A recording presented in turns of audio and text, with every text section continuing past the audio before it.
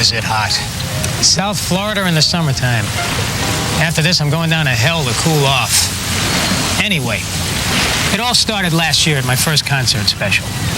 The show was called The Boy from New York City, and we shot it in Chicago. It was kind of a joke.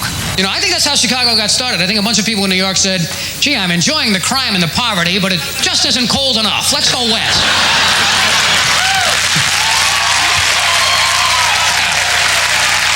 Luckily, the show was a big hit. 3 of my agents were in the wings. So excited, they were drooling all over themselves. I hope you enjoyed it, Chicago. Bobby, we're getting excited. Are we excited? We're getting very excited. I already booked a deal for the sequel. We're shooting in Miami next year. We're going to make a lot of money off of this kid. Huge! The minute I got off stage, the agent started hyping me about the sequel in Miami. How big we're going to be, how famous I'm going to get, you know. The old dog and pony show. We love you as a person. Brilliant, Dickie. Brilliant. We're gonna make so much money. Oh, we're gonna make so much money. Money. A minute? Can I get a minute? And then I heard it.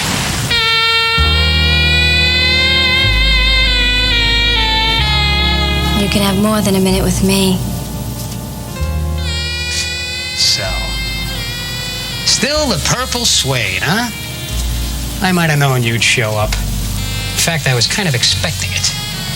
Just let me ask you one question. Who are you? The name's Jill, and I saw your show tonight. I'm a dull person from a small town with a very low opinion of myself. I actually believe that sleeping with entertainers somehow makes me more exciting. I use lies and skillful sex to entrap men in relationships that leave them emotionally empty and financially devastated. Nice to meet you. I'm a former fat kid from New York, plagued by incredible self-doubt. I wear beautiful women like a tie pin because, you know, I wasn't popular in high school and I need constant reassurance that I'm attractive. I dangle my celebrity like a fishhook. And then I'm shocked when I reel in a psychotic loser.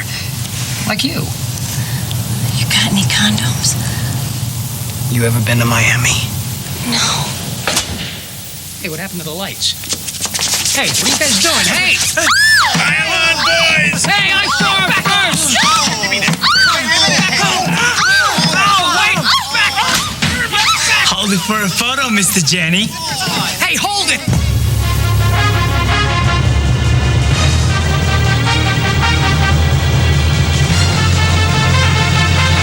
A year later, we all flew to Miami.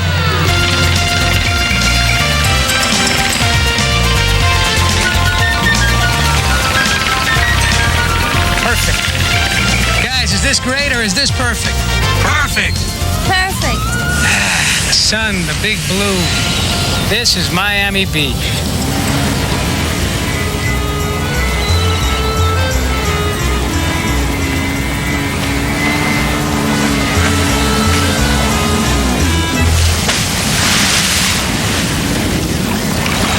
Whiplash! God, I love nature. Love it, love it, love it.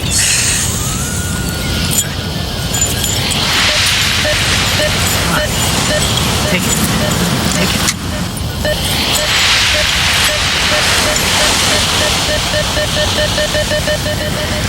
Hey, Jill, you better be careful with those rays out here. Use that sunblock that I gave you? Yeah, I did, but I think maybe I put it on too late, boy. Too late. Way late. Not early enough. Speaking of late, you better get up to your room and get ready for the show. Relax. I got plenty of time. I have 5:10. I got 5:20. It's 5:30. I better move my ass. Are you sure?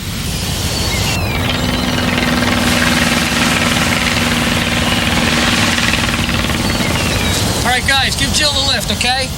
Done. Hey, what do you want to do with these?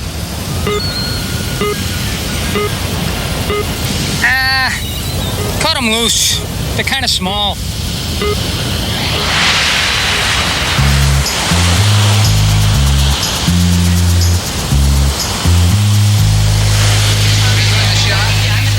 Where the hell is Jeni? It's almost showtime. I don't know. He should have been here.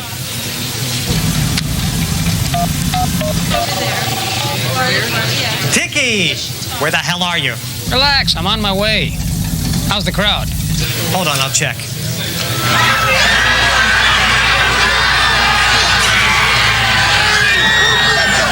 Better get here quick. On my way. Damn the torpedoes. Full speed ahead.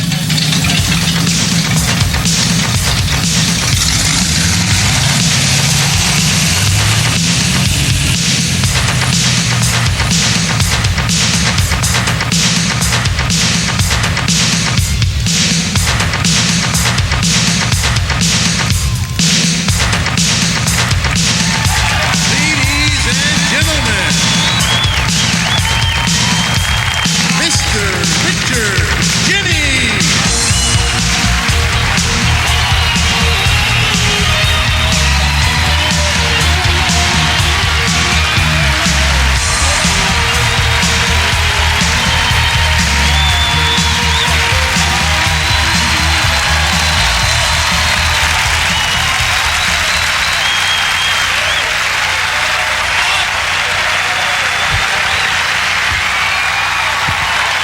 Yeah!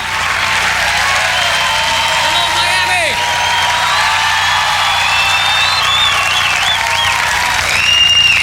We're here in Miami because it's a special place. A place full of love. A place where thousands of different nationalities get together and give each other the finger on I-95. Amazing thing. Yes. What a great flight, too, I had in here. Why are the pilots always so depressed about flying to South Florida? They always have a pilot coming on that sounds like he's got gas, you know? The guy's always like, I had a guy on the plane. Folks, this is your captain speaking. Oh, Jesus. Pardon me. The cool thing about the flight, though, is they make all the announcements twice. You know, they have some guy going, for your convenience, we have air sickness bags. And then a very happy Spanish person goes, El receptacles de barfo. El receptacles de barfo. Estazo un coquillamos en el bago de hivo in front of your goddamn face. Isn't that a great thing? Yeah. What a brilliant thing. It's like even if the plane crashes, you know, they'd have to make that announcement. They'd be going, oh my God, we're about to crash. Someone else would go, por favor, kiss your ass, buenos noches. Please kiss your ass, buenos noches at this time. We are about to crash into a giant Montano. Have your Dentalo records handy. It's the big enchilada. Yeah. So you can tell I speak Spanish fluently. I don't really know the language. It just sounds good to me, though. It always sounds like people are just proud. They have that sound of, hello, how do you do? I'm Hispanic. Out of my way, I'm talking. Get away. Can't you see I'm conversing with someone right now? For example, I was in the bathroom at Miami Airport, and usually you're embarrassed to be in the bathroom because, you know, it's the bathroom. But in Miami, the bathroom is called El Baño de Caballeros. God damn, I was proud to be in there. My caballero was proud as well. Both of us were proud. I took him out with a flourish of a matador. Ole! There he is. Pardon me, senor. I did not mean to tap you with my caballero. Do not stare at him, what are you, a caballero watcher? Back off. Staying in a condo down here in Miami. You may have seen it. It's the one with the really old people. Have you been to that one? I'm not going to make fun of old people. I love old people. I think they're great people. I just think if you're a security guard for an entire condominium, 100 should be the cutoff age. That's my attitude. I'm not saying that the guy's too old. You know, I mean, he's a nice guy. He's a nice guy, but he should retire. He's in a golf cart. He's got cataracts. He can't see, you know. He's wearing a diaper. He's going 3 miles an hour on a thing. Nice to know if I am attacked, Mr. Magoo will be in hot pursuit. He's over there. Oh, hey, wait a second. Oh, the condo hey, oh! Help, I've fallen and I can't get up. Condo.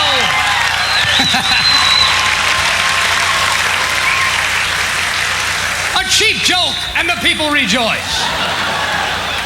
But enough about me. Let's talk about you. How many people in the crowd are married? Applaud if you're married. I always ask the crowd because that's the big decision of anybody's life when they get older, you know? You say to yourself, man, I'm getting a little older here. What am I going to do? Got to say to yourself, married or single? A choice. Not a happy one, but well, it's a choice you have to make. It's like when your doctor goes, well, ointment or suppositories? It's that type of a choice. And you got to say to yourself, you got to pace around going, man, what do I want to do? Do I want to be single and spend my life running around with a bunch of different morons? Or do I want to be married and stay home every night with the same moron? Do I want to go out every night and talk about a bunch of shit I'm not interested in? Or do I want to stay home every night and talk about a bunch of shit I've heard before? Do I want to spend a lot of nights in a bathroom touching myself with a dirty magazine? Or do I want to be married and spend a lot of nights in a bathroom touching myself with a dirty magazine?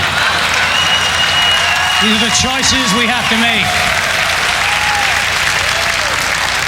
My parents got a divorce. I didn't care. Because even when I was a kid, my parents had one of those marriages that was so bad. I'd be 5 years old and look at them and go, this shit ain't going nowhere. I was about 11 years old. My mother comes to give me the big speech that they're splitting up. That's the word they use. We're splitting up. I go, what are you, the Beach Boys? Talk English. Splitting up. I was doing a coloring book. I was busy. I was like, yeah, Mom, what? Your father and I are splitting up. What a surprise. So what are you telling me for, I asked her. She says, well, since you're the oldest son, you're going to have to be the man of the house now. I go, yeah, Mom, take a pill and lay down, man of the house. I'm 11. I'd like to help you, but hey, I got flaps in my pajamas. Do I look like I'm running anything around here? But you're the man. I go, Mom, I can't do it. I'm busy. I got no car. I got no money. I got the sex drive of a buffalo. I got a lot of stuff to do. But you want to help your mom out, you know? And I was 11, and I said, I got to help her.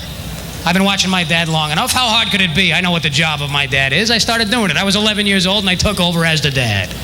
Got myself some long boxer shorts with sailboats. I'm 11. I got some sandals with black socks and started wearing those around the house. I'm 11, coming home from school, shutting off every light in the place, going, hey, what the hell do I look like? The goddamn electric company? Nobody in that room. What the hell is a light doing on in there? And I'm busting my ass in that school. When I come home, I don't want to hear any bullshit out of any of you. Got no car, I got no money, and I'm growing hair in places I was afraid to wash yesterday. Now shut up! I tried to take over for Dad. And the only thing I couldn't do, that my father could do, is know everything that ever happened in history. My father's main job, to run around smoking, going, shut up, what do you know? You don't know anything about that, Richard. What do you know about that? I'd be 11 and go, hey, Dad, what kind of work will I do when I get to be a grown-up? My father would be like, work, Richard, you don't know what work is. When I was a kid, I was working when I was 6 weeks old in a coal mine. I go, Dad, you were a coal miner? I was a shovel. I couldn't get a job as a miner. To shovel coal with my face, and I made 4 cents a month, but I did what I could to help out. Oh, yeah, look, Dad, can I go out at some, it's a little hot in here, and hot! You don't know what hot is, buddy. When I was a kid, it was 4,000 degrees in this house. People would melt right in the house. Be playing a game with your sister, boom, a pile of goo with some panties on a Parcheesi board. That's the way it was. I go, Dad, please, you're raving here. I'm getting a little hungry. Could I? Hungry? You've never been hungry in your life. When I was a kid, there was no food at all. We had to suck lint right off the carpet. We were lint suckers. Lint-sucking, melting coal miners. And I'd get mad and go, well, things were so bad. Why didn't you just leave town? Because we had no arms and legs, that's why. We couldn't afford them. We were stumps in those days. Lint-sucking, melting, coal mining stumps. Tried to get out of town. Me and my brother stole a car one day. Then we got in it, we realized, we got no arms. Who the hell's going to drive this thing?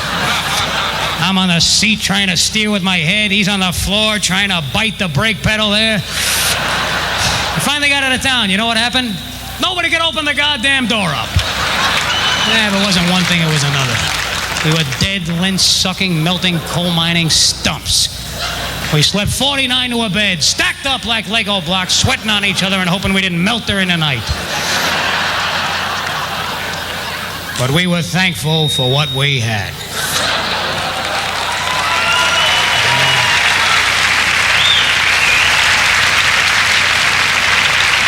Thanks for applauding. When I was a kid, we had no applause. We had no arms. How the hell were you going to show your appreciation? If you liked the guy, you had to bang your head into the stump in front of you and give a guy a stumping ovation. That's the way it was. Come home with a black eye and a bloody head, and people would say, "What happened to you?" "I saw a great show." Wore my stump out laughing at that guy. Let me see those cigs. Throw those up there, Marlboros. Whose are these? Are these yours? Are these your cigarettes? These are yours? Mind if I have one? Thank you. It's so... Go ahead, wing it up there, lady. Ooh. Try it again.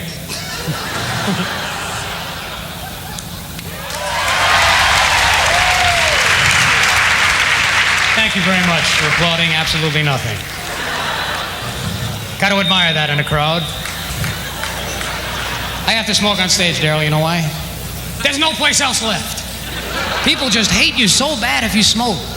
I go over people's houses now and light up a cigarette. They are just devastated. They have a look of, "My God. Why don't you just relieve yourself on the children while you're at it?" Go ahead, they're inside. "Oh, God, right in our home, what a vile bastard. I feel faint. Quick, someone get me a Perrier and a motivational cassette tape." You ever smoke and have them throw you out of the house, Daryl? Isn't that amazing? They throw you out altogether. You go, "Do you mind if I smoke?" They go, "Yeah, but would you go outside?" You're walking out going, "Well, there wasn't a lot of point in inviting me, was there? Could have smoked in front of anybody's goddamn house. If this was the case, I didn't have to come here." Next thing you know, there's some dog looking at you like, "You too, huh?" What do you do, lick your balls in front of the company?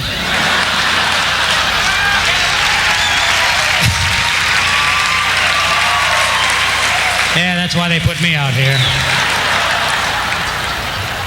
That's my dish. Help yourself. You go, "Look, I'm not a dog." "Well, you're not in the house either, are you?" "What do you say we stop by the toilet for a drink, me and you?" "Would you mind not smoking? I have a very sensitive snout." You got to read the warnings, though. Don't you get scared? You ever read that? It says right here, if you smoke, you could have a premature birth. I'd be worried about that. You know, you don't be out somewhere going, "Well, I was just saying to Bill that..." Whoa.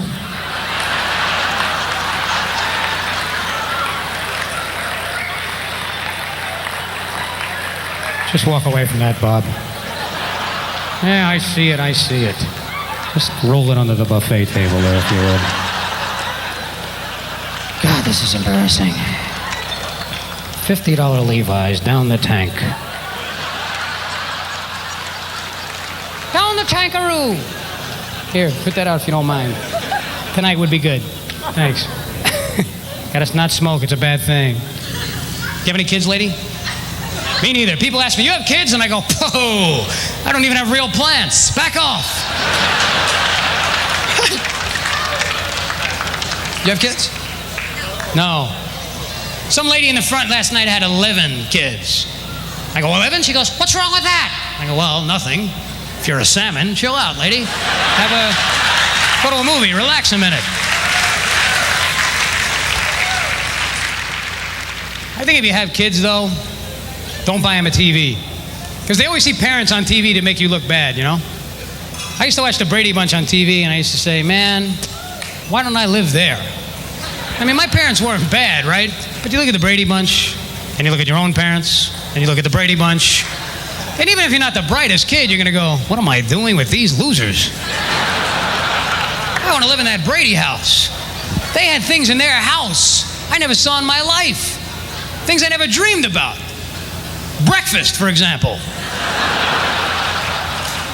I asked my mother, I said, "Mom, they told me in school to get a hot breakfast." My mother, "Hot breakfast?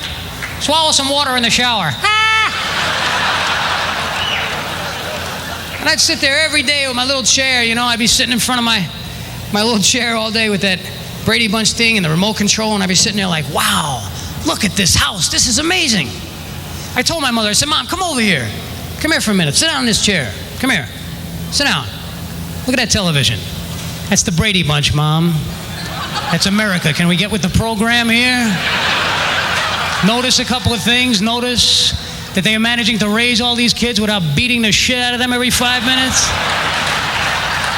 They never even hit the kid on once. I never saw one episode. The mother wings a high heel at Greg's head. Look at that television, Mom. Take a look over there. 7 in the morning, the whole house is awake on the Brady Bunch. And not only are they awake, they look damn good. That mother's got a ponytail and a sundress, basket of rose petals. She's skipping upstairs to wake the boy up. She opens the door, and even in his bed, he looks good. His hair's coiffed, his pajamas are pressed, there's no drool on his pillow. He's an American.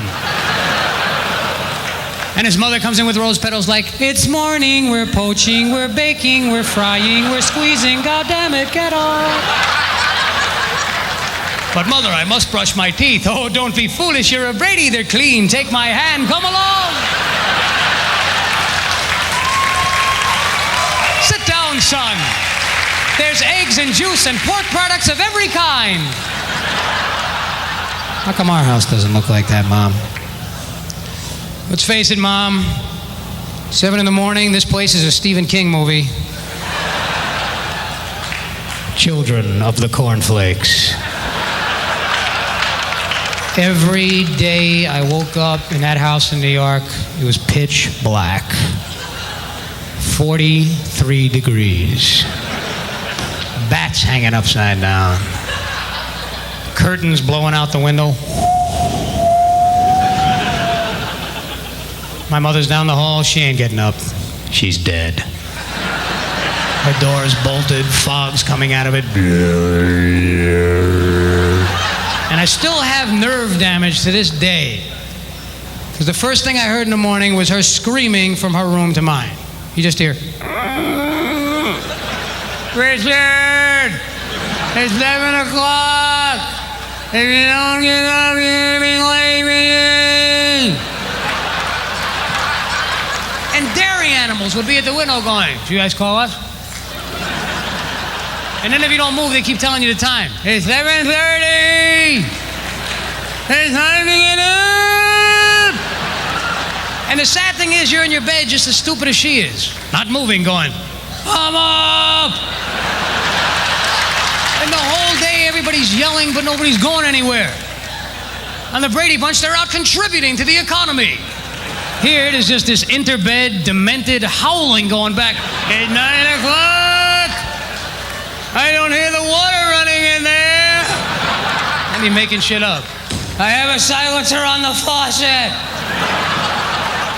If you had a job, you'd be awake. If I had a gun, you'd be dead. Shut up! It's 11 o'clock! Sometimes the entire day would go by with nobody moving. You could walk past the house and hear, it's midnight! And the neighbors would be downstairs in their pajamas. Get the fuck out of that bed! Left this morning, you idiots were yelling. But still, nobody moved. It's November! You missed another year of school! Get up! I'm coming in there! Well, I'm getting up now. And the reason I'm getting up is that you should put some makeup on before you bust into somebody's room at 7 o'clock in the morning. Put on some makeup! The Brady Bunch mother has makeup on. They're glad to see her when she walks in. She's got an outfit from Bloomingdale's, you know? Ponytail and a sundress. My mom used to walk in with an outfit from beyond the grave. Just have like a hooded robe and a sickle and just a... Just kick the door open with a closed hood. You'd be chalk white against your headboard. Mother! And a finger would come out. Leave this place. But Mom! Get out. I need 3 meals a day. eat lunch twice. Oh, no. Why can't you put on some makeup before you come in? And then if I get around you, I have to walk all the way to school. We live in New York, if you don't notice. It's snowing out there sometimes. Why can't I get a lift to school? The Brady kid gets a lift. That father is up 7 in the morning. You ever see the father on the Brady Bunch? Yeah. What is it, 7? Think I'll put on my tux, donate to a charity, and drop you kids at school. 7 o'clock in the morning. My father didn't finish clearing phlegm until 11:30. I couldn't get near the guy. I'd be over there. I'd be with a trash cover. Hey, Pop, do you think you could... All right, back off, Dad. Just get away from the door. Cut it out. This is embarrassing. The dog's wearing a visor, for God's sake, Dad. I'm in a horror movie. My mother's on one side. Father... I'm at the window. Help me! Help! Get me out!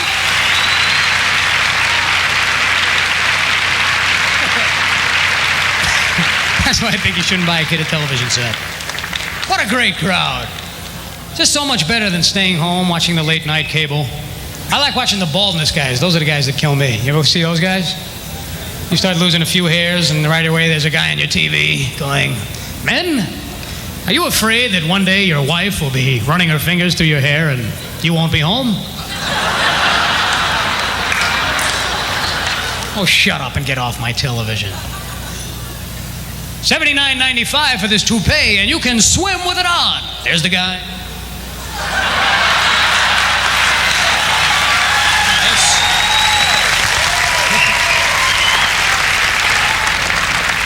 Is that bullshit or what?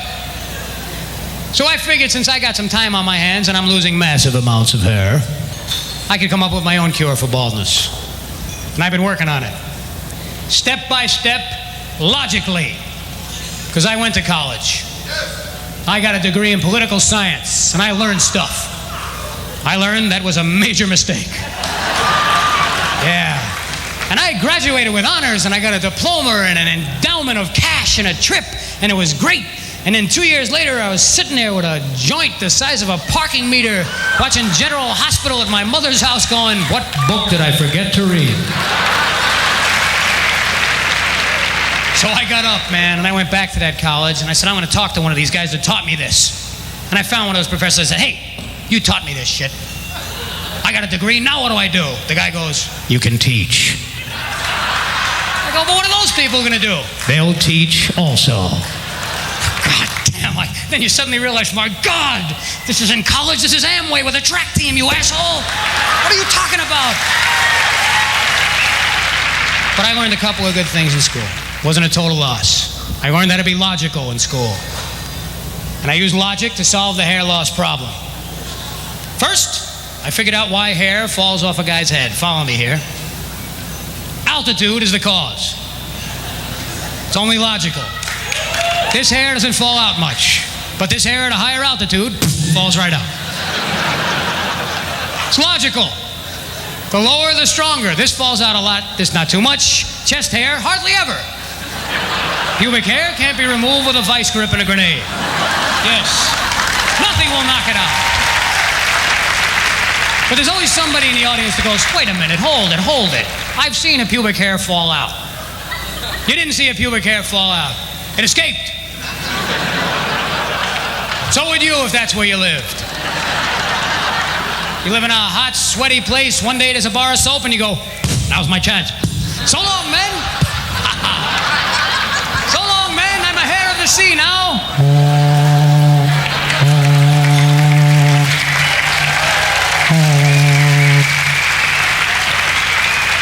And the other hairs are back there waving at him like, "Can't you take us with you, Fletcher? You can't leave us back here to rot in the underwear. You're a Christian." "I'm sorry, men. I must go alone." "Don't you see, if we all get on this bar, they'll be too disgusted and throw it away. We'll all perish in that case. I'll send the others back for you. I'm meeting them there in that corner where the bathtub joins the wall. That's our gathering spot."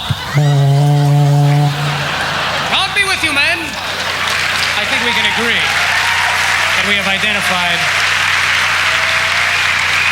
the cause of the problem. Step 2 is find more clues. And there's a clue right here in this room if you look around. A clue to the baldness problem. If you look around, you notice there are many bald guys in here and not one bald woman. So obviously, women already have the cure and they won't give it to us. Yes. Yes. Yes, it's true. How can it be, you're wondering, that women could have a cure for baldness and hide it from us all this time? Lucky for you, I'm not busy during the day and I've been working on this. The one good thing I learned in school, the syllogism. 3-part statement. If the first 2 parts are true, the last part has to be true. And it's a great thing to know because you could sit in your dorm and get high and make up true shit all day. Bring down my screen. Bring the screen down. Let me explain how this whole thing works.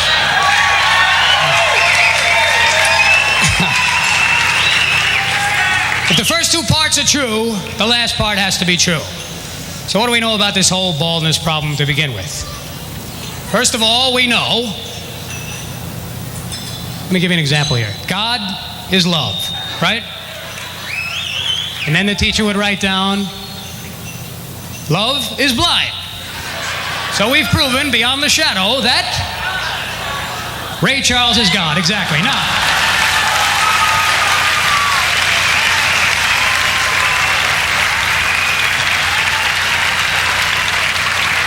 scientific proof, ladies and gentlemen. Now, I use the same method and a lack of any real life to get to the root of the baldness problem. And we find out, number 1, men are going bald and they're from the planet Earth. Number 2, women aren't losing any hair. So we have proven women have come from some other planet. Beyond the shadow of a doubt. Screen up. Thank you. We'll see you later. Now, how could it be possible that women have come from another planet and we don't know about it? Because they are conducting secret meetings in a place we've long suspected, the woman's public restroom. And again, I can prove this logically. That's why they disappear with 20 women to do something that it only takes one person to do. If you got all the way in, you'd see the whole operation. Fax machines, telephones, satellite dishes. The cure for baldness and God knows what else. And that's why, if you notice, the security is extremely tight in the woman's bathroom. Women are allowed in the guy's bathroom anytime they want. We have nothing to hide. Every once in a while, a woman will get drunk and wander into the guy's toilet. What happens? Heroes, welcome. You never saw a happier group of guys as when a drunken woman wanders into their toilet by mistake. Every once in a while, a woman walks in like, oh, gee, guys, I didn't realize every guy in the bathroom is like, hey, how you doing? Come on in, join us, for God's sake. I can't show you around right now. I'll get you somebody. Bob? Hey, Bob. Bob, come on out of here. Bob comes out with his pants still there. Hey, how you doing? Guys, look at this. 20 guys.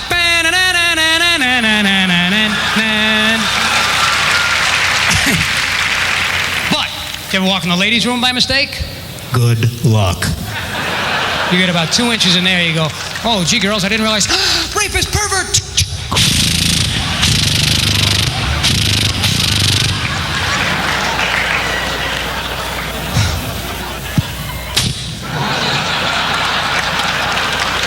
Who the hell was on watch? What the hell is wrong with you people? A few steps more, this guy would have had the cure. Get him out of here.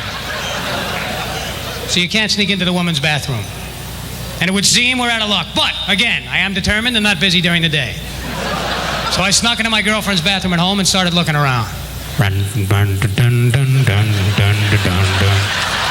said, I'm taking some of this stuff. I took it away. Conditioning cream rinse. I'm borrowing it. Go in the shower and put this stuff on your head. So I did it. Leave it on 5 minutes, but don't get any water on it. Oh, shit. If you're a guy, you can't do this. After a minute, you're done taking a shower. You're freezing with goop dripping down the side of your head going, geez, I got 4 more minutes. This is how they do it there in their shower, no problem. They put this stuff all over their head, then they have so many other things to do, then the stuff is cooked on the top. They have a lot of other maintenance, shaving, plucking, mowing, sandblasting, all kinds of shit. What's 5 minutes? They haven't even picked up the soap yet. They're still doing that pre-shower warm-up routine. If you're a guy, you're standing there with goop going, Jesus, I got 4 more minutes. Gotta distract myself. Well, guess I could wash my ass again. That'll kill a few minutes off here. And I'll have a bald head and a shiny ass. A good crowd.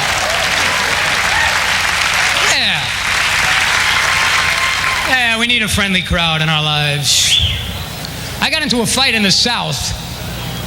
Well, it wasn't really a fight. I got punched in the face and I fell down. But still, I feel like I participated, And I didn't want to fight him, because he was huge. It was like in my mind, like the boxing announcer was announcing the fight and it didn't look good for me. It was like it introduced me, ding, ding, ding. Ladies and gentlemen, welcome to the massacre in Mississippi. In this corner, weighing 143 pounds, wearing the white heating pad, from New York City, the Sultan of soft pajamas, the Prince of Perrier, a man who sleeps with both feet on the bed so the boogeyman won't get him. Please welcome Richard, I broke a nail, Jeni. And in this corner, wearing the brown flea and tick collar, weighing 227 pounds, and that's not counting his other leg. You'll recognize him from his role in the movie Deliverance, the Baron of Budweiser, the Sultan of Sodomy, the master of the missing chromosome, a man whose idea of foreplay is, psst, hey sis, you wake? Ladies and gentlemen, Mordecai, the Midnight Mechanic. Ding, ding, ding, ding, ding, ding, ding, ding. This guy wants to fight me. I'm trying to get away from him. He's following me around. I'm Pepe Le Pewing away. Bing, bing, bing, bing, bing. I'm trying to get away. He corners me finally. He shows up, I look up, there he is. He goes, where are you from? I go, New York. His exact words are, well, I guess I'm just some country asshole to you. So I was drinking, so the comedy kicked in. I know, man. You'd be an asshole anywhere. I wouldn't pin you down to a location. I think you could go anywhere and be an asshole. I say, as an asshole, you have international potential. Yeah.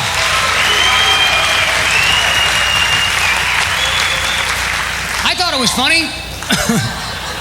That's the last thing I remembered had happened.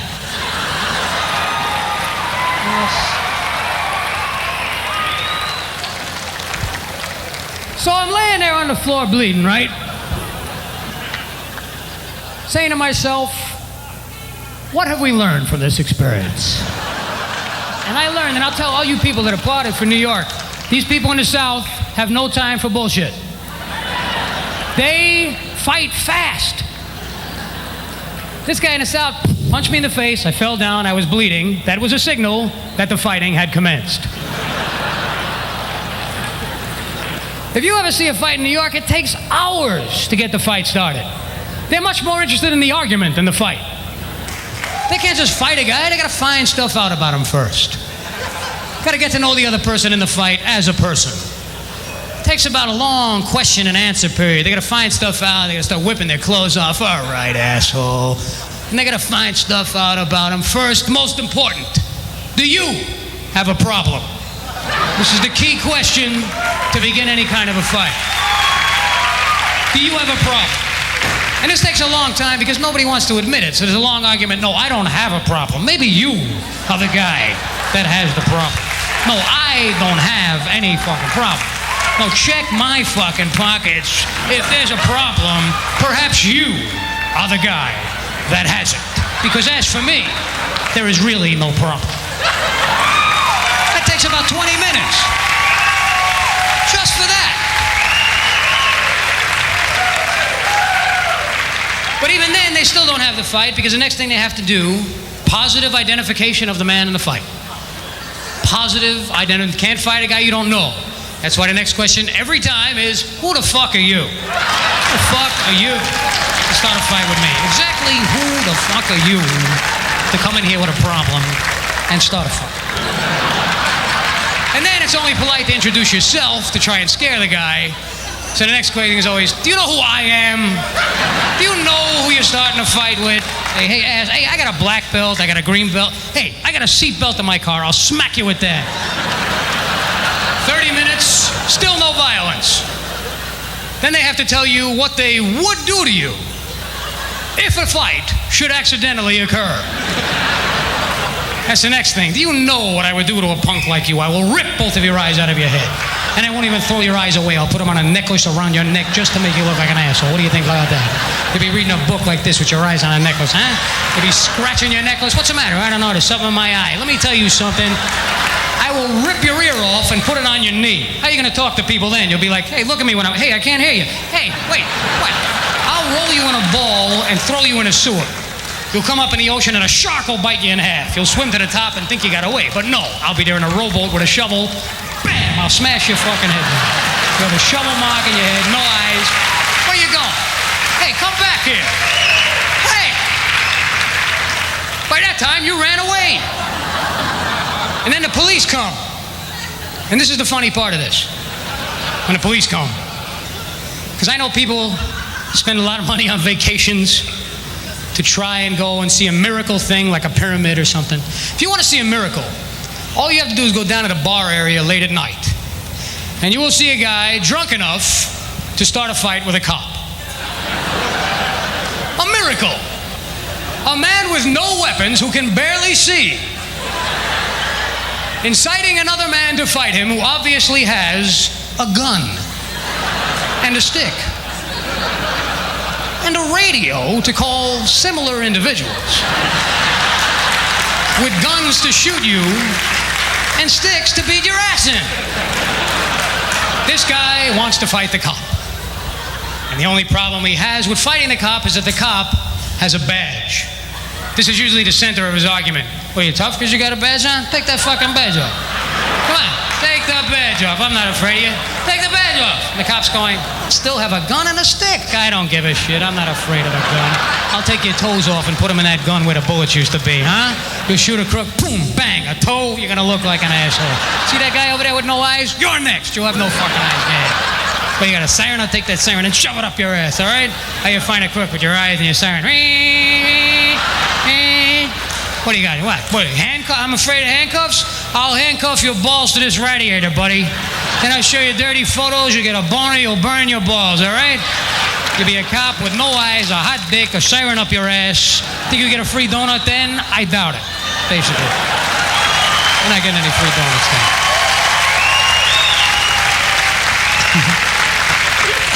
Well, anyway, the important thing is that I'm sweating to the point of possibly dropping dead. I think that's the major point that I want to make.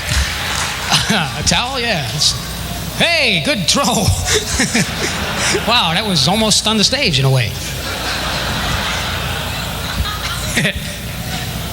And so, ladies and gentlemen, wow, what do you think of this? Some women in the audience are going, yeah. And then some men are going, yeah. I don't know, I'm assuming that. Not that I know anything about women, I give up. I hate guys that talk about like they know about women. Shut up. They have eggs, you don't. You're not the egg man, you're the walrus. But right now there are people home trying to find out, you know that? Right now there are people at home sitting there, they put those kids to bed. They got that VCR out watching a movie with a name like Romancing the Bone or something. And that husband's sitting there thinking, this is the greatest movie in the world. I've never been disappointed in an X-rated movie. You never sat there going, gee, I didn't think it would end that way.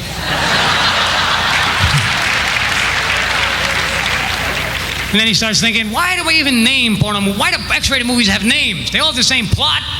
They should all have the same title. Every X-rated movie should be called what it is. Stuff that never happens to you ever. Starring women you will never be with, ever. And about halfway through the movie, he's thinking maybe this was really a mistake. Because they always have some guy in the movie that makes you look inferior. Yes, every movie needs a star, and this man is the star of the porno movie. And goddamn, he deserves to be. He's that, you know that guy, this guy. Yes, him. He should be the star, goddammit. Because he's not even aroused. Are you aroused? No, this is my normal type of situation. Pardon me, I seem to have knocked over your rack stereo with my sexual equipment. Whoops, the cat's jumped on there. Get off there, pal. And he's sitting there with his wife thinking, my God, I don't know if this was a good idea. He says, honey, does that matter to you? Is it important to have something like that? And there's the wife going, no. No, it doesn't matter. Not in the least. Are you sure? She tries to make him feel good and goes, no, it's not what you have, it's what you do with it. And he's like, whew. But then he's up all night going, what the hell do they mean by that? How many things are there to do with it? What does it do? What is it, a Cuisinart? What the fuck does it do? He's calling his friends up. Bob, it's me. Sorry to wake you. What are you doing with yours? That's what I'm doing. What does it do? It's got 2 speeds, forward, reverse, that's it, right? Call me back if you hear anything.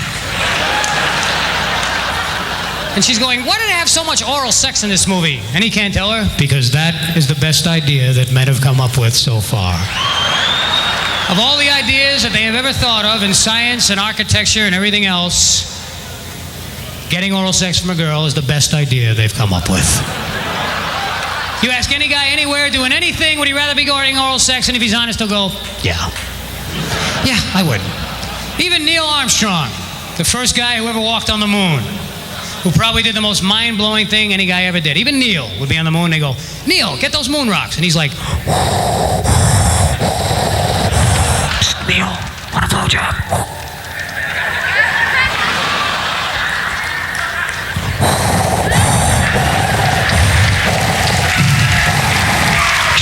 This is Houston. We've lost contact with Neil. Just shut up, man. I've been in that capsule a long time, okay? Oh, man. Hey, look, I'm not speaking for all men. Just everyone I ever met.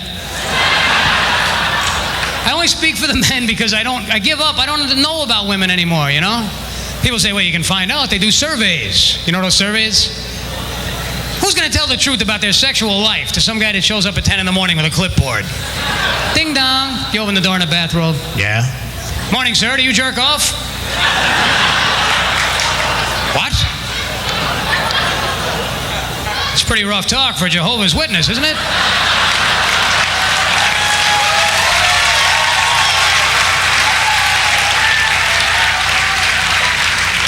No, I have to know, do you? Well, yeah, I guess so. Not that it's any of your business. When's the last time you did it? I was just finishing up when you walked in. And they find out 90% of all men masturbate. The other 10%, no arms. A proven fact. And only 60% of the women, do you believe that? No! That's why you can't get any reliable, because women are like shy, they don't just blab things like that like guys do. Watch this, let's do a survey right now. How many women in the crowd stand up and applaud if you own one of those neck massagers? None! Not one! That's about the usual results of my survey. Based on my findings, one woman in Canada bought all 9 billion neck massagers. Why wouldn't you get one? Think about it. Because women could have a thing called a multiple orgasm, you know? Get a neck massager, I would think. No guy ever had a multiple orgasm. One guy did. He died. I found out that some women are so good at having an orgasm, they could actually have one accidentally. Doesn't happen that often, but it can happen. Just be walking down the street, hit the thing the right way, all of a sudden,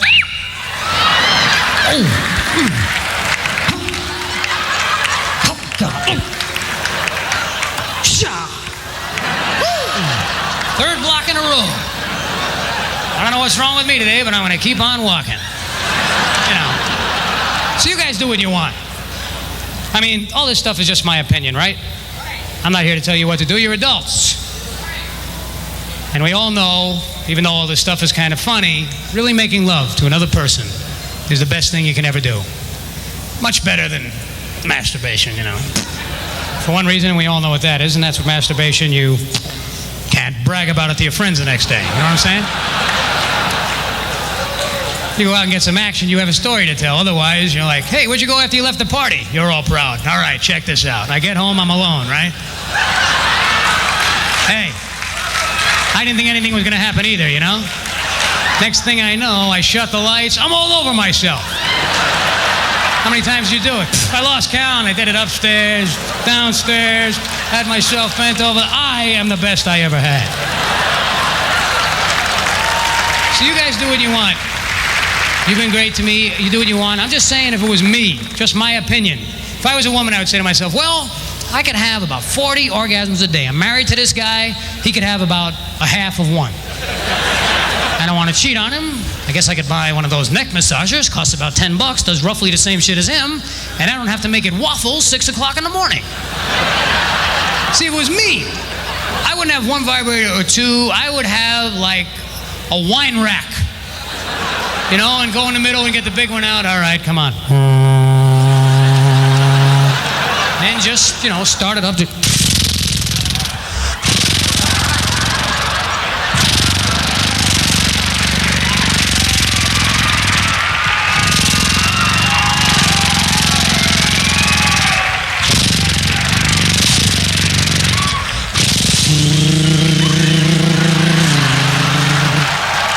But that's just my opinion.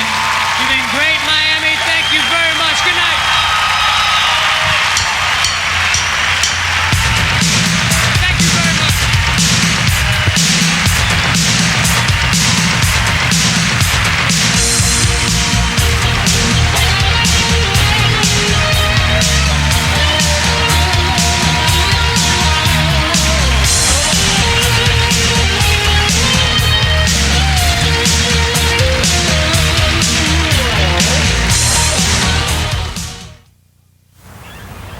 Oh, God. Oh, yes.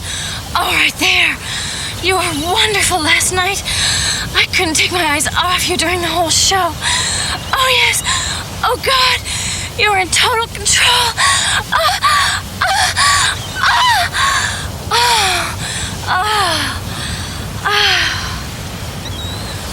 God, that was intense. Do you think that was intense? Very intense. Very, very intense. So that's the whole story. Boy meets girl, girl meets agents, and a deal goes down.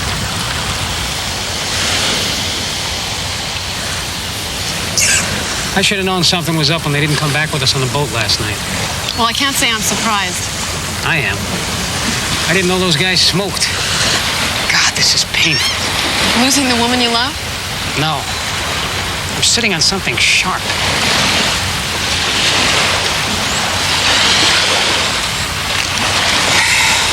I hope this experience isn't going to make you bitter. Bitter? You kidding? I'm a romantic to the end.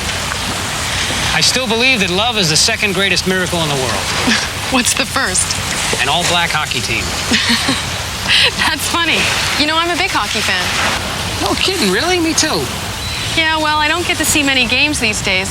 I'm so busy studying for my master's and driving the boat part-time. I'm really pretty booked up. You're an unusual woman. No, I'm not. No, really. Really you are. No, really. I'm just your average bisexual, gourmet cook, sports fanatic.